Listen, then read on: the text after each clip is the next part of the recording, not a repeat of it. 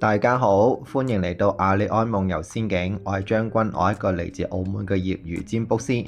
歡迎大家去關注我嘅頻道同 follow 我嘅 IG。台面上面呢兩樽就係今日嘅主角啦。呢兩個樽入邊嘅晶石都係經過特別處理嘅，包括係海鹽淨化、音頻淨化、宇宙淨化，仲注入咗祝福同臼井靈氣。所以呢兩個樽嘅能量都唔弱噶。